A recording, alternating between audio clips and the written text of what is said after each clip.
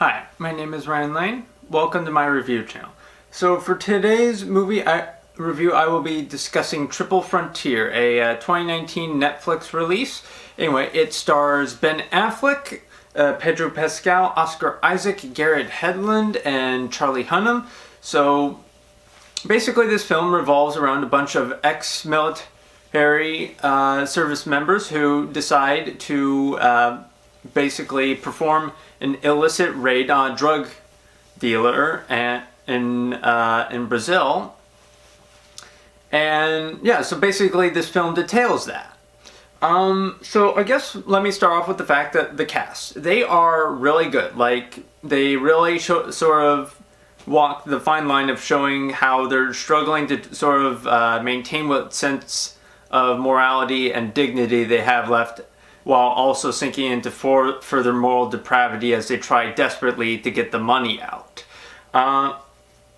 With Ben Affleck and Oscar Isaac in particular, Oscar Isaac plays Santiago, and Ben Affleck plays Tom. They're both really good at sort of showing how they desperately want to reclaim the glory days, but they also, when they were in the military, yet they also commit acts that would most definitively dishonor them in pure military terms. I really like those two.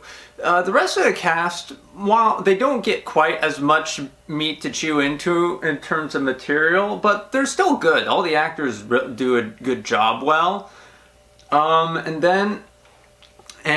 they really work well during the action scenes. The action scenes are really well done, and they're never, I mean, prior to what the marketing suggests, like, this film isn't limited to the raid on the house. It actually expands beyond that, which I really liked. And in fact, this film kind of begins as Rainbow Six Siege, where it becomes them breaking into the house and then to get the money, and then it sort of turns into Death Stranding, where it becomes more about transporting the money, and in a good way. But also, like Death Stranding, the Death Stranding portion of this film, as I like to call it, is the pacing isn't quite as bad. I mean, I've sat through bad films with bad pacing. I've sat with films with not very good pacing. This is not one of those films, but you can definitely tell the pacing does drag a little bit. Maybe I mean, perhaps there maybe be a scene I'd cut, but otherwise it's not terrible. And the visual effects are done really well, although with the exception of one particular sequence involving a helicopter, you can clearly tell that they started to run out of VFX budget money for that sequence, but otherwise it's still well shot, it's still well acted, so in that regard it's good.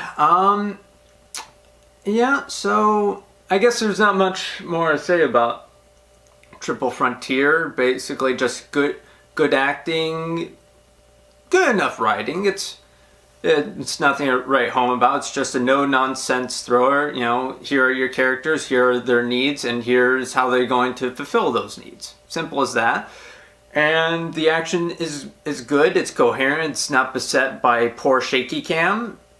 I mean, I can't believe I have to say this now, but, you know, I mean, given how I reviewed the 355, which had awful shaky cam and even awfuler editing, I mean, I guess just showing an action sequence in basic coherency is now enough to give praise.